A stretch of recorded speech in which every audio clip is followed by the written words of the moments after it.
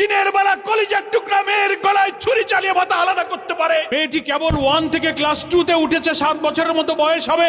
মেয়ের বাবাকে দেখলাম কেঁদে কেঁদে বলছে, আমি 7টি বছর আমার বুকে নিয়ে তাকে ঘুমিয়েছি, কিভাবে আমার রাত কাটবে। কুপিয়ে কুপিয়ে তার দেহকে খন্ড খন্ড করা হয়েছে। ওইটুক শিশুর মাথা আলাদা করে তাকে বাথরুমের মধ্যে ফেলা হয়েছে। আজকে আমরা মানবতা, গোটা জাতি, গোটা দেশ আজকে আমরা লজ্জিত, ব্যথিত।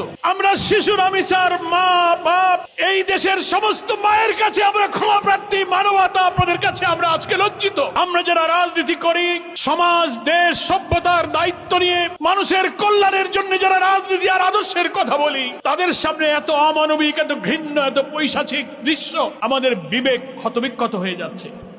হ্যাঁ, আমরা এটা স্বীকার করি। সরকার হয়তো বলবেন, প্রশাসনের দায়িত্ব পালনে যারা আছেন তারাও হয়তো বলবেন, সমাজ তো অপরাধ থেকে কখনো মুক্ত হয় না, সব সমাজেই কিছু অপরাধ প্রবণতা থাকে। কিন্তু আমরা বলতে চাই, মানব সমাজ 100% অপরাধ মুক্ত হয় না, একথা ঠিক। অপরাধ প্রবণ মানুষের মধ্যে অপরাধী মানসিকতা থাকে। তাই বলে সেই অপরাধ এত নিষ্ঠুরতা, এত বর্বরতা, এত নৃশংসতা, দিনের বেলা কলিজার টুকরা মেয়ের গলায় ছুরি চালিয়ে